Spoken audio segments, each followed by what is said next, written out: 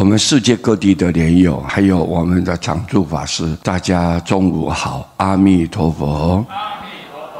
有一个事情发生在台北市中山北路，曾经有一间非常出名的上品号烤鸭店呢，生意非常兴隆。这个店里面的服务人员从早到晚应接不暇。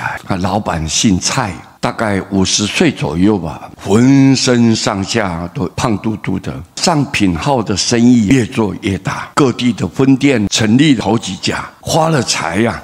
少不了就是要交际啊、应酬啊，蔡老板便成为了舞厅赌场的常客，金屋藏娇的事情也经常理闻不鲜呐。春节就要到了，家家户户忙着采购年货，上品号的生意自然不需要再多说了。很多顾客为了买到新鲜出炉的烤鸭，宁愿在门外等候3个钟头。有一天，就在前店里面忙着热火朝天的时候，忽然间有一阵雷鸣啊，众人为之一愣，寻找这个声音看下去，只见蔡老板很奇怪的四肢张开，趴在地上，嘴里不停的呱呱呱一直叫着。有一个很胖的妇人就大叫起来：“哎呦，人怎么变成鸭子啦？多可怕呀！以后我再也不敢吃肉了。”这个蔡太太连忙请医生来，可是无论怎样高明的医生，就是没有办法让他停止鸭叫。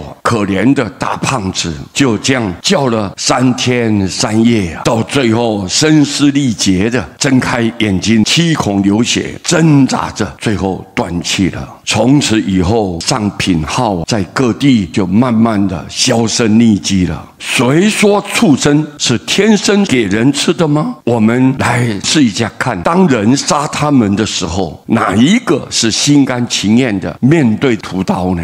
所以我们不应该任意的杀害众生，那都是因为我们人有贪心、嗔恨心、愚痴心，造罪无量，所以没有资格当人。他必须要来还债，要来讨债，要来报恩，你知道吗？他必须一定要这样，否则的话，他的业障消除不了。基于这个理由，我们不应该任意宰杀他们。这一点呢，希望大家要谨记在心。尤其对于杀业完全控制不了的人，拼命吃肉的人，应该要注意了。那个都是我们的六亲眷属啊，要小心啊，提高警觉，不要任意的吃他们。佛告诉我们：欲免世上刀兵劫，唯有众生不吃肉啊。众生如果不吃肉，战争就不会发生。